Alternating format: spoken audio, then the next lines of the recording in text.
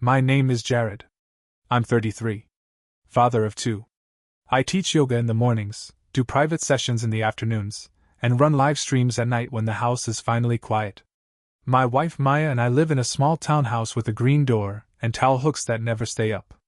Our son Ben is 6 and thinks dinosaurs are still out there somewhere. Our daughter Ava is 3 and calls strawberries red moons. I'd sell my spine for them without blinking. Which is why what happened at Chloe's wedding broke something in me. See, Chloe is my stepsister. Our parents married when I was 12 and she was 10. She's the kind of person who has Pinterest boards for other people's birthdays and talks about herself in third person on Instagram. If you met her, you'd think she was charming, funny, stylish, knows her angles. Such a vibe, as strangers often say in grocery stores. But behind that curated sheen is someone who's spent decades sharpening entitlement into a weapon.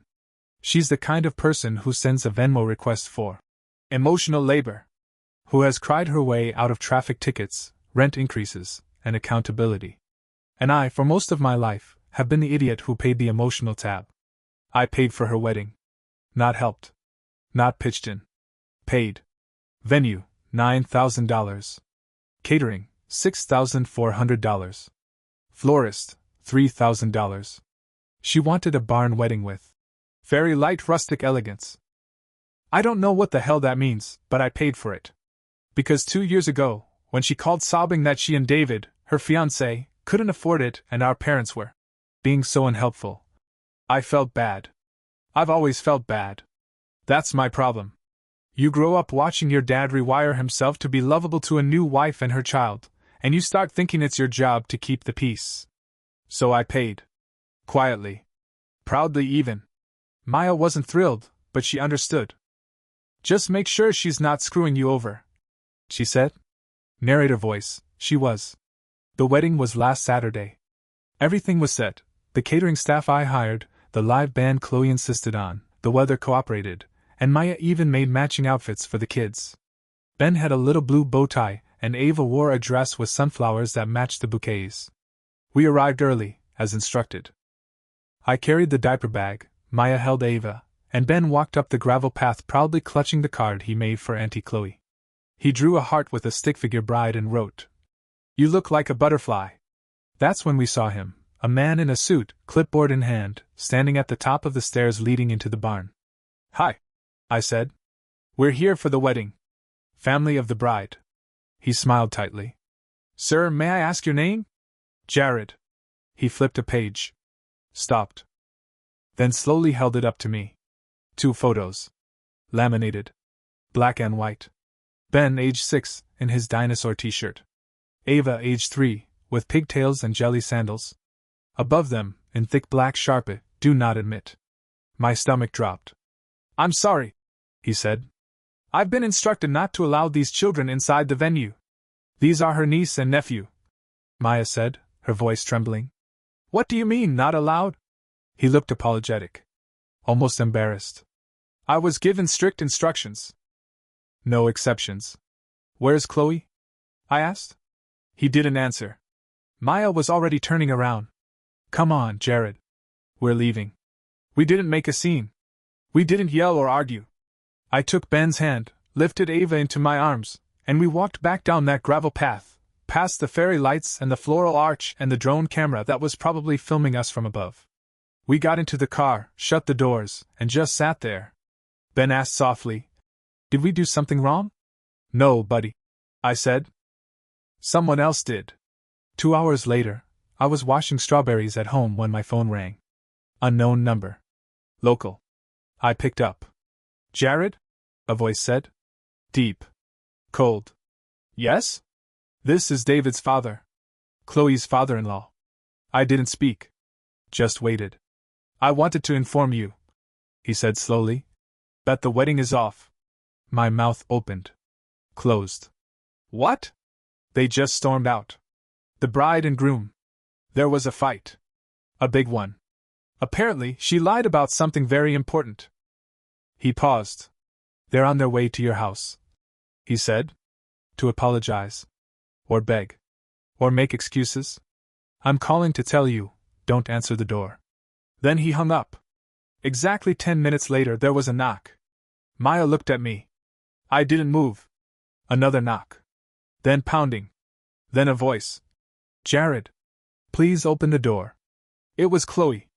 I stepped toward the door, heart pounding. And then I didn't open the door.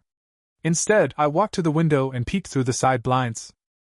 There she was, Chloe, standing on our front porch in a dress that cost more than our living room couch, mascara streaking down her cheeks like a sad clown in a bridal catalog. Behind her, David leaned on the railing, pacing in his tux.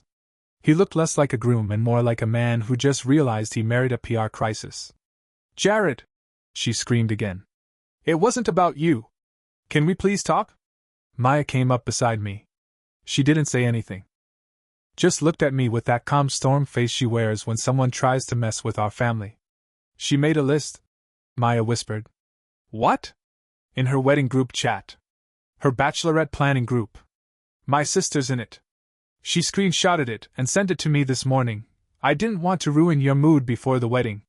She opened her phone. Showed me. It was a literal list. Bullet points. Titled, Chloe's Big Day, No Drama Zone Rules Clinking Glasses Sparkles. It read, Adults only. No kids. No exceptions. Jared's kids are cute but high energy. Can't risk them being loud or messy in pics. Maya is sweet but can be intense. About parenting, don't engage. Jared is funding the wedding, don't tell him this list exists. The last bullet? Highlighted in yellow. Guard will have photos. Do not admit Jared's children if they show up. Smile politely and redirect. My hands were shaking. Maya scrolled down. There's more. Her bridesmaid Rachel said she asked the planner to move our table outside if we brought the kids anyway. Like we were. She trailed off. Contagious. I finished. Outside, Chloe pounded again. We can fix this. David snapped. No, we can't, Chloe. Jesus, your own stepbrother paid for the entire wedding and you banned his children? You made us look insane. They're not even your blood. She screamed. He stepped back like she'd slapped him. Wow. Inside, Ava wandered over in her socks, holding her little red moon purse. Is it trick-or-treaters? No, honey, Maya said gently, kneeling. Just someone who forgot how to be kind. I couldn't look away from the window. Chloe had sat down now. Her veil sagged. David stood on the lawn, talking into his phone, gesturing wildly. I didn't know who he was calling, probably his dad. Probably getting the same advice he gave me. Do not answer the door. I stepped away from the window. I didn't feel angry. I felt done. All my life, I'd been making excuses for Chloe. She didn't mean it. She's just overwhelmed. She's always been like that. But this wasn't a mistake. This was a decision. Made in advance. Written down. Printed. Laminated. I picked up my phone. Opened my photo gallery. I had one picture from earlier that day, Ben in his little bow tie, looking up at the arch before we turned back. I opened it. Zoomed in. Saved a copy. Then I sent a message to Chloe. You laminated my children's faces. Don't come back. She didn't respond. Instead, she started crying louder. 5 minutes later, they got back in the car. Chloe in the passenger seat, still sobbing. David gripping the wheel like it was a lifeline. They drove off. And for a moment, the neighborhood was quiet again. Until my phone buzzed. A new text. From David's father. She told everyone you canceled the wedding. I'm correcting the record. Expect calls. And calls I did get. The first call came from my dad. Not Chloe's dad, mine. As in, the man who married her mom when I was 12, then slowly started forgetting I existed once Chloe learned how to fake cry on command. I didn't answer. He left a voicemail. Jared, buddy. I'm sure this is all a big misunderstanding. We need to talk. Call me back. Sure, Dad. Right after I call the IRS to thank them for taxes. Then came the group chat. The family one. The one I muted 2 years ago when they started using it like a fan club for Chloe's life. And Lissa. Wait, is it true you canceled the wedding? Uncle Joe. Jared, please tell me this is a joke. You paid for the wedding and then ruined it? Chloe's mom, a.k.a. my stepmother. He didn't cancel anything. He embarrassed Chloe in front of her new family. My mom, finally chiming in. What happened? Jared, are you okay? That one made me pause. Because if there's one person who's been consistent through all this, it's my mother. She never competed, never complained, never called Chloe my other daughter. She just watched from the sidelines, like a woman who accidentally walked into a bad play and couldn't find the exit. I texted her back. They put up photos of my kids labeled "Do Not Admit." Ben saw it. A moment later. Oh my God! Then, do you want me to come over? I said no. Because honestly, all I wanted was to be left alone with my wife, my kids, and maybe some ice cream. But the universe had other plans. An hour later, Maya's phone rang. It was Chloe. Maya looked at me. Should I answer? I shrugged. Put it on speaker. She did. Chloe's voice was raw. Maya. Please. I know Jared's upset. But it's not what he thinks. The photos weren't meant to be malicious. Oh? Maya said in that voice she uses when she's about to body someone with kindness. What were they meant to be? They were just a precaution. The venue said no kids, and I didn't want any drama at the door. You hired a guard, Maya snapped. You laminated pictures of our babies. You embarrassed them. You embarrassed us. They didn't even see the photos. They saw enough. I cut in. Ben thought he did something wrong. Ava cried the whole drive home. Chloe's voice trembled. I didn't mean for it to go this way. You meant every bullet point on that list, Maya said. And just so you know, we saw it. Silence. Then, David's dad is furious. He called off the wedding in front of everyone. I'm losing everything. Are you happy? That one got me. I closed my eyes. No, Chloe, I said. I'm not happy. But I am finally done. She went quiet. Then the call dropped. I stood in our hallway, barefoot, feeling a decade's worth of sibling resentment crystallize into one sharp truth. Some people only value your presence when it's convenient. And the second your boundaries disrupt their narrative, you become the villain. Well, let me be the villain then. Because I was about to start answering those texts. I opened the family group chat. You know that scene in every war movie where the general slams a folder on the table and says, "It's time they knew the truth." Yeah. That was me. Except my battlefield was a WhatsApp group titled, "The Whole Fam Yellow Heart." And my war cry was a screenshot. The list. The actual list Chloe made. Maya had sent it to me earlier, complete with timestamps, usernames, her little heart emoji in the title, and yes, the bullet point about not admitting my kids. I dropped it into the chat. Didn't say anything. Just sent the image. 3 seconds later, Aunt Lissa. Wait. Is this real? Uncle Joe. Chloe, what the hell? And then chaos. Chloe. You had no right to share that. It was a private group. Me. You made our children a security threat. Privacy isn't your shield anymore. Mom. Oh my God! Jared, I'm so sorry. Ben and Ava didn't deserve that. David's younger sister, who I barely knew, dropped in with. This explains why Dad canceled everything. He was livid. Then someone added. Chloe told guests you canceled the wedding over a money dispute. Cue the jaw drop emoji. I decided I was done being polite. So I typed. Let's get the facts straight, since we're apparently rewriting history in real time. I paid for the venue. I paid for the food. I paid for the photographer, the DJ, the dress alterations, and even your personalized Snapchat filter. And then I got to the door and saw my kids' faces under the words "Do Not Admit." That's not miscommunication. That's calculated cruelty. No response for 30 seconds. Then, out of nowhere, David's mom entered the chat. Let me explain something about Marlene. Yes, her name was also Marlene, just like the diner waitress from the other story. This woman is old school East Coast with a memory like an FBI database. The type who remembers who wore white to whose wedding and who brought store-bought cookies to a cookie exchange in 1997. She sent one message. I warned you, Chloe. I told you what would happen if you tried to turn our family into your stage props. Jared, you have my respect. If you ever need a real mother-in-law energy in your life, I make a mean brisket. Chloe left the chat. Just left. No apology. No explanation. Just a notification bubble and her tiny profile pic vanishing like smoke. The silence that followed was cosmic. And then David messaged me privately. I didn't know she banned the kids. I didn't know about the list. I didn't know she was telling people you pulled the plug. She told me the venue made that decision. I'm sorry, man.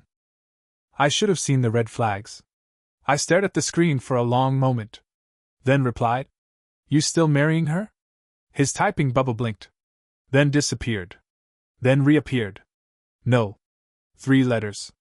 But they hit like thunder. It was the next morning. Quiet. Calm. The kind of morning where you forget your life exploded less than 24 hours ago, until you open your door to get the mail and see a grown man in a wrinkled tux jacket sitting on your porch steps with a gym bag at his feet. David?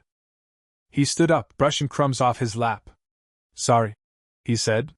Didn't know where else to go. Maya walked into the hallway, still in her robe. I looked back at her. She nodded. I stepped outside. He looked like a kid who just lost his bike and his best friend in the same day. I didn't want to call, he said, rubbing the back of his neck. Didn't think you'd pick up. But I couldn't stay there. Not after what she said. What did she say?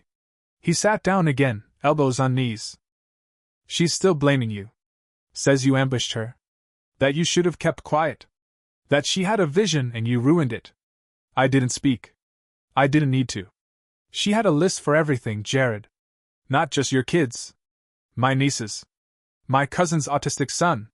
Hell, even my best man. She tried to uninvite him because he dyed his hair blue and would clash with the barn aesthetic. I raised an eyebrow. Is that a direct quote? David laughed, a hollow sound. Yep. He pulled out his phone and showed me his own version of the list, this one from a shared Google Doc with edit history. Chloe's wedding master plan. It had tabs, folders, color-coded spreadsheets. And in the guest compliance risk section I saw this. Jared's kids too energetic. Risk level high. Solution ban. Justify with venue policy. David's niece Chloe, unpredictable meltdowns. Solution, say RSVPs are full. Uncle Rick, bad teeth. May ruin photos. Solution, bar seating out of frame. I blinked. She banned people for aesthetic? He nodded. And she never told you? She said the venue had limits. He muttered. And I believed her.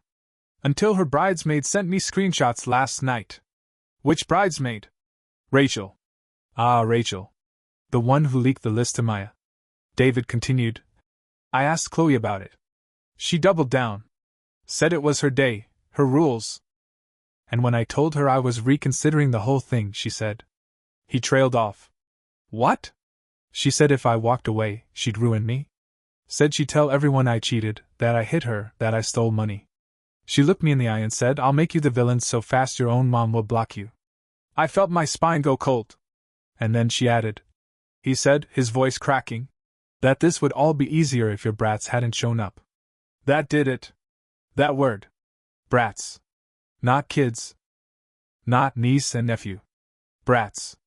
I took a deep breath, fists clenched. David saw my face and raised both hands. I swear, Jared. I didn't know. I was an idiot. But I'm not marrying her. I left the ring in the hotel room with her phone. We sat there in silence. Button, the neighbor's dog, not Ray's Button this time, just a coincidental chihuahua, started barking in the distance. Somewhere down the street, a lawnmower whirred to life. David rubbed his face. I feel like I've been in a cult. Everything had to look perfect. Be perfect. Feel perfect. But it was all fake. I nodded. Then said something I didn't even plan. You can crash here tonight. Spare rooms got bunk beds and glow-in-the-dark stars. Not fancy. But safe. He looked up. You serious? Yeah, I said. And if you ever call my kids brats again, I'll fold you like a beach chair. He smiled. Fair enough. 3 days of silence. That's how long we had before Chloe found a new way to scream. On the third night, Maya came into the bedroom holding her phone like it was radioactive. It started, she said. What? She handed me the phone. It was Chloe's Instagram story. A black background, white text, sad music. When you love your family but they betray you in front of everyone. Broken hearts sometimes, your worst enemies are the ones who watched you grow up. This weekend, I was humiliated. I was abandoned. I was sabotaged. You think you know someone? Then they used their kids as pawns in a war they invented. I scrolled. There were 7 slides. Photos of the venue, empty. The dress hung back up. A selfie of her crying with the filter still on. Then this gem. To everyone asking, no, the wedding didn't happen. Because someone made it about them instead of love.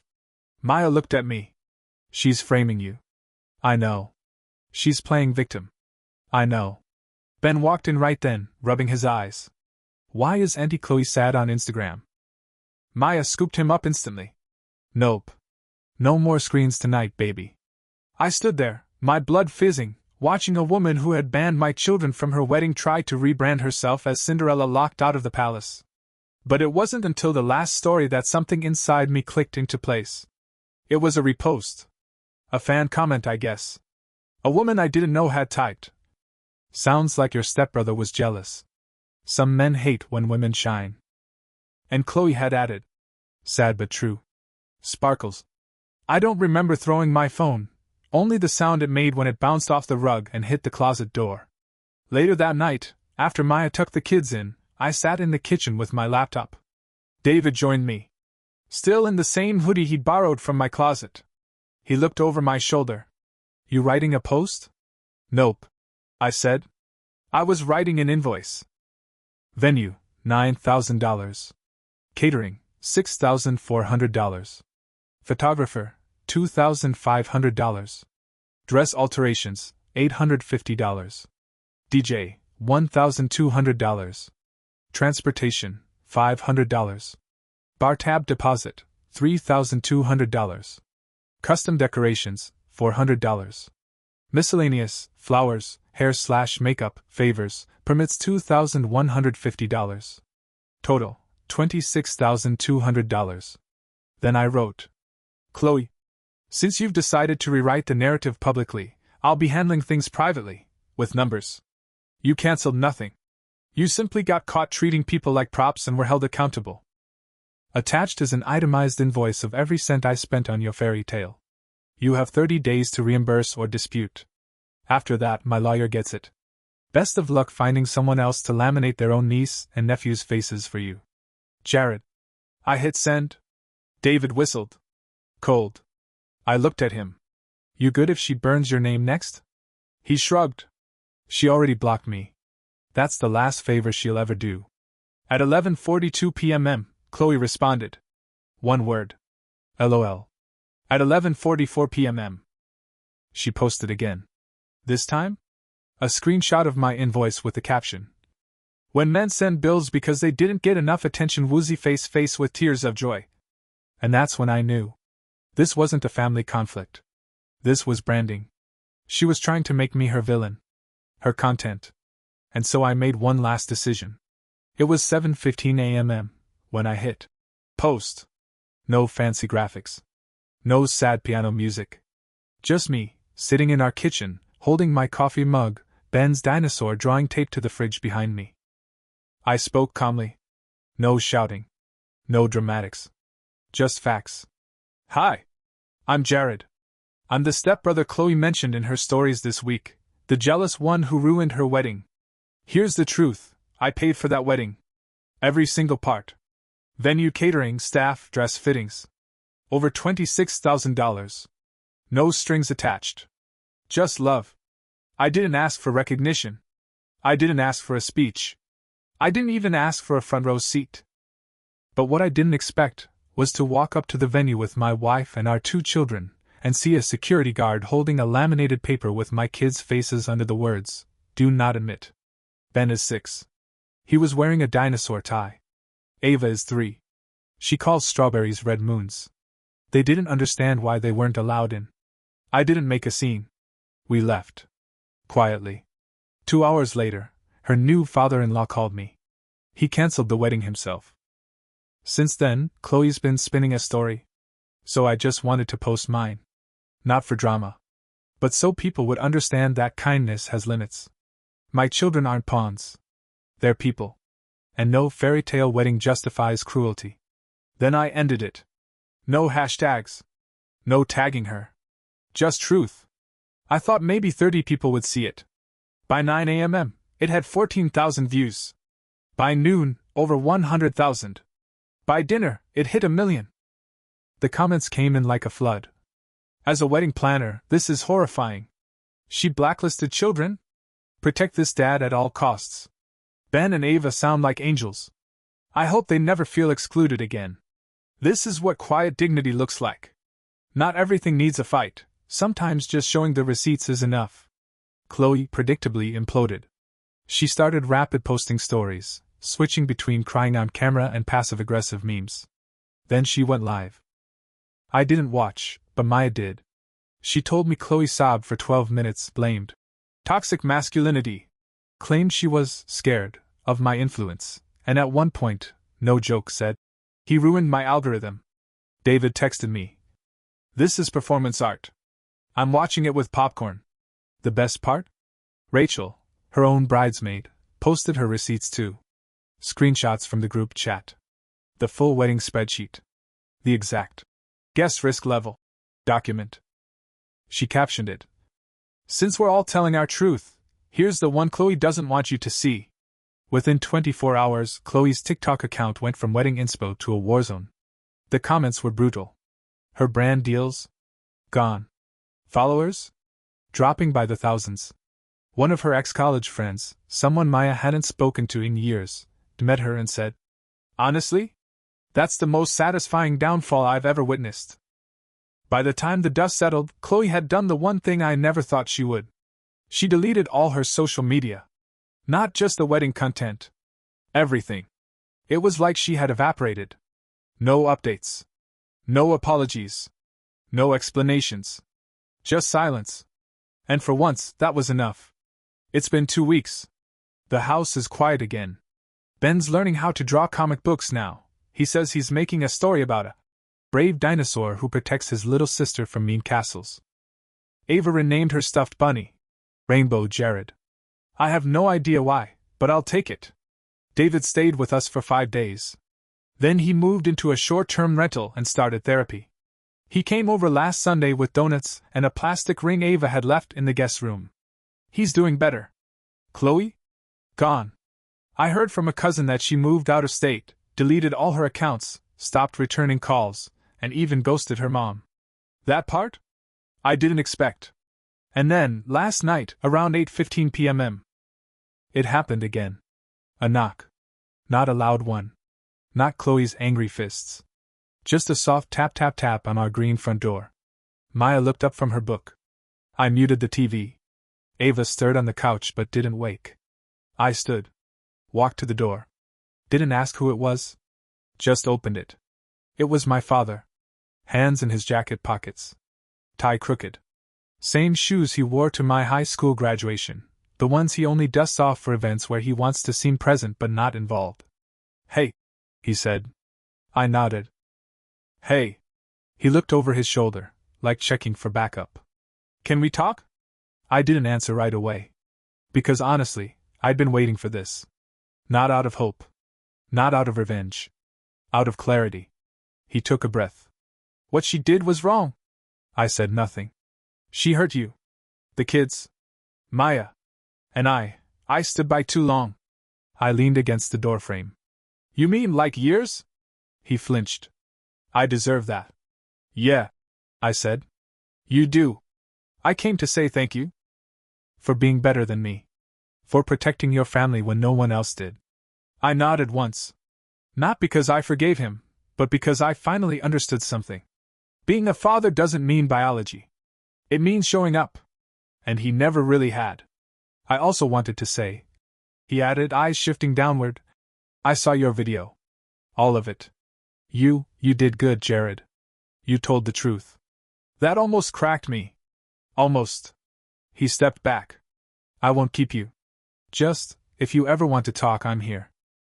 Then he turned and walked off into the night. I didn't stop him. Didn't call him back. Didn't slam the door either. Just stood there, breathing in the quiet. Because for the first time in years, my family wasn't a question mark or a burden or a game I kept losing. It was simple. Me. Maya. Ben. Ava. A house with hooks that don't hold, and towels that fall, and strawberries that look like red moons. A home. And no laminated photos at the door.